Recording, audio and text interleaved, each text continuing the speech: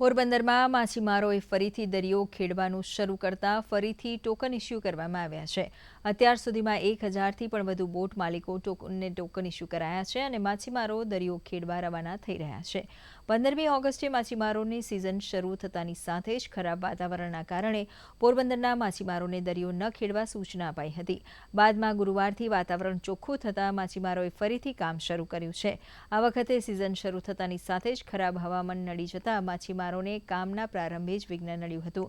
હવે આ વિઘ્ન દૂર થતાં માછીમારો દરિયાદેવને પ્રાર્થના કરી દરિયો ખેડવાનું શરૂ કર્યું છે। 18 ઓગસ્ટથી તમામ માછીમારી બોટોના ટોકન બંધ કરવામાં આવેલ હતા અને તે બોટોને આપણે દરિયામાંથી પરત બોલાવવા માટે તાત્કાલિક સૂચના આપેલ હતી અને 28 તારીખથી ફરીથી મત્સ્યોદ્યોગ વિભાગ દ્વારા માછીમારી બોટોને ટોકન પરવાનગી આપવામાં આવેલ હતી। એમ 28 અને 29 એમ 2 દિવસમાં લગભગ કુલ 960 જેટલી ફિશિંગ બોટો ટોકન મેળવી અને માછીમારી માટે ગયેલ હતી અને આજની સ્થિતિએ પણ ટોકન આપવાની જે પ્રક્રિયા છે હજી ચાલુ છે। વચ્ચે 2-3 દિવસનો જે વાતાવરણ સારું થયું એટલે અમને જવાની માછીમારોને પરવાનગી આપી। એમાં લગભગ 1000 જેટલી બોટો દરિયામાં ગઈ હતી અને અચાનક ફરી વાતાવરણ ખરાબ થયું એટલે ફરી બધી બોટો બોલાવી હાલમાં જે ટોકન ઇસ્યુ જવાની પરમિશન આપી છે લગભગ 1200 બોટો નીકળી છે।